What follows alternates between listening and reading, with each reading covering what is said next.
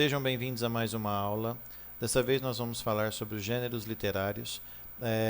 Não vou me alongar muito nessa aula porque nós vamos ter depois uma aula específica para cada um dos gêneros explicando com mais detalhes. Vamos lá. Vamos agora então definir o que seria gênero. Então, o que significa gênero na literatura? Gênero é uma divisão que enquadra obras literárias com características semelhantes.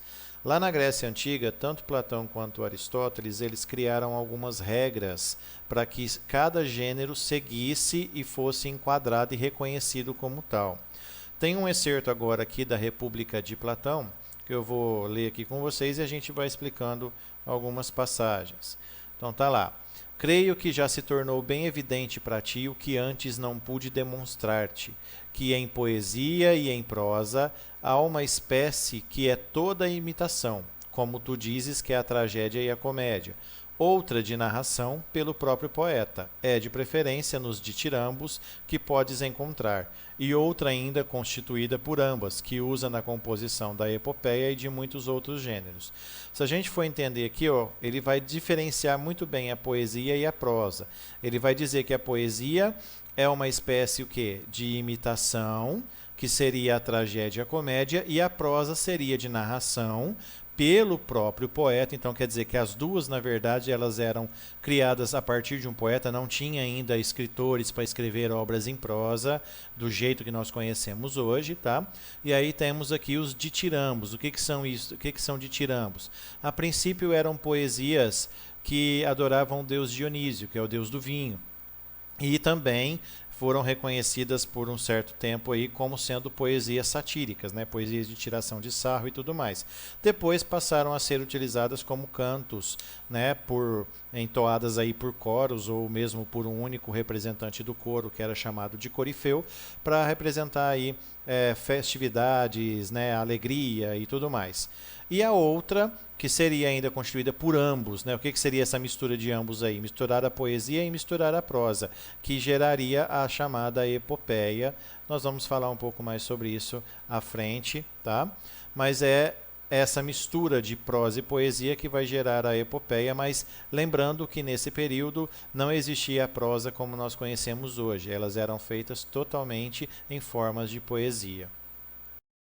Na teoria clássica, nós temos aqui que o gênero ele era normativo, imutável, diferia-se do outro em natureza e hierarquia e era puro. O que é isso? Quer dizer que ele seguia normas, ele tinha algumas regras definidas para que aquele gênero fosse reconhecido como tal.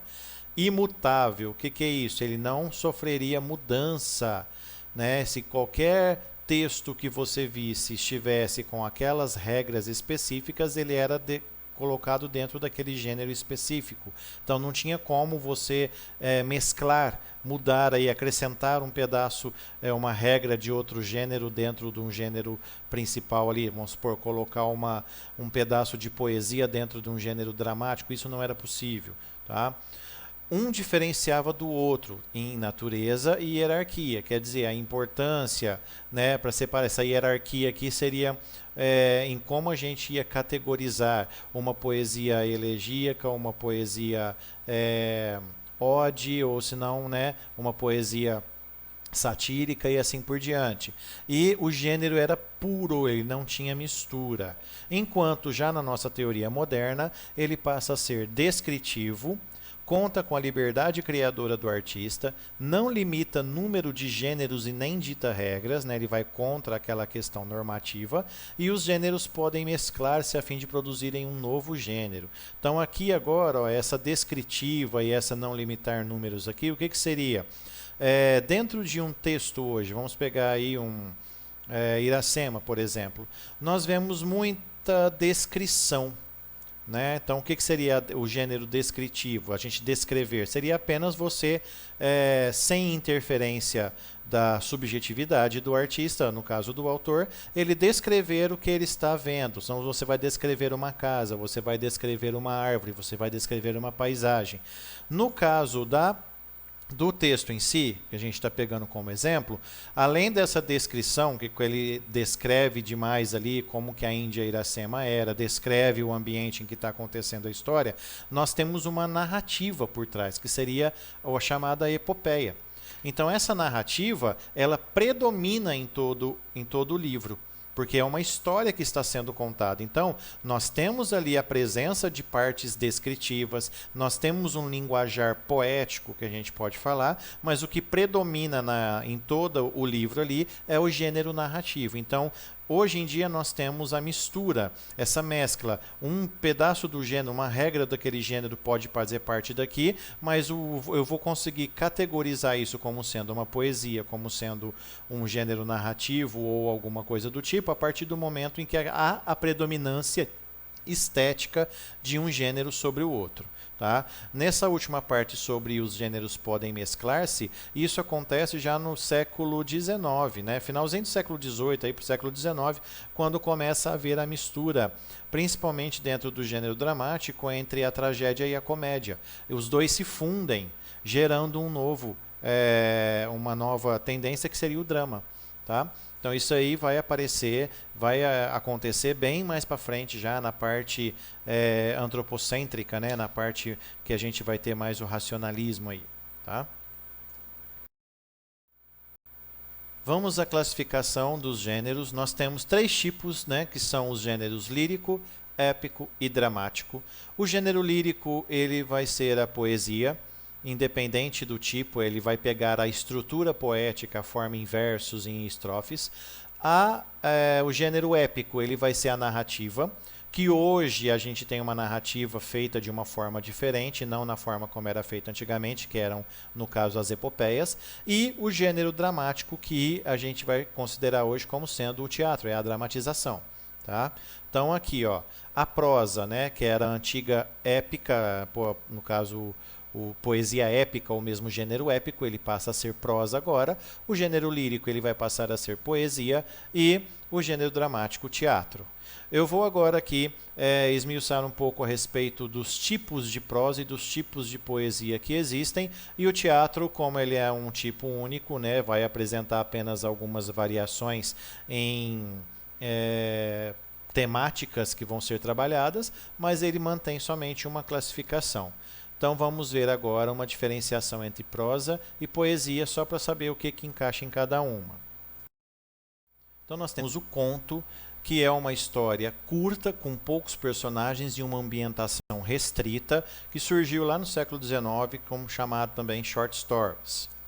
Nós temos a novela, que já é a presença de mais personagens, cada um com uma experiência diferente, com uma história diferente por trás de cada um, mas só que todos eles no final vão convergir para um mesmo tema de acontecimento, um mesmo mote, como nós dizemos na literatura. E nós temos o romance, que não é uma história romântica.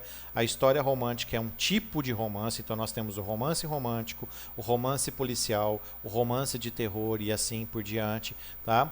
O romance ele é uma história muito maior do que a novela, então ele vai ter um livro que vai ter muito mais páginas, tá? Ele vai ter um detalhamento, uma construção de personagem muito mais definida do que a novela, por exemplo. Ele vai ter uma ambientação melhor descrita, ele vai ter tudo vai ser muito mais elaborado dentro de um romance. Já na poesia nós temos a chamada poesia épica. Ah, mas você não disse que o épico era a prosa? Sim, o épico virou a nossa prosa como conhecemos hoje, no caso da escrita, da forma como é escrita. Tá? Mas não quer dizer que dentro da poesia também não exista a épica, que seria uma história contada só que em forma de poesia. Como exemplo aí, vamos pegar dentro da música, a música Faroeste Caboclo, da banda Legião Urbana. Ela vai contar toda uma história ali, só que em formato de poesia. Então aí a gente tem a épica também dentro da poesia. E a lírica, que é a poesia como nós conhecemos, né? Poesia de amor, poesias que vão expressar sentimentos, né? E assim por diante. Agora, só para detalhar um pouquinho mais a respeito da poesia, da diferença entre poesia épica e poesia lírica. Na épica, nós temos aí algumas classificações com relação à forma como vai ser criada. Então, nós podemos chamar de poema, poemeto ou epopeia, né, que é a mesma coisa. O que seria essa epopeia? A epopeia seria contar uma história na forma aí de uma poesia, mantendo algumas especificações. Aqui a gente tem aí os Lusíadas, por exemplo, tem outras obras aí também, como Caramuru e assim por diante, tá? Mantém uma epopeia que geralmente vai contar uma história, no caso dos Lusíadas principalmente, que tem uma importância muito grande para a nação. Tá? E na lírica nós temos aí os sonetos, que são as formas que surgiram depois do século XV, a ode, que são cantos aí alegres e tudo mais, a elegia e assim por diante. Então tem outras formas também dentro da poesia lírica, então são classificações aí diferentes.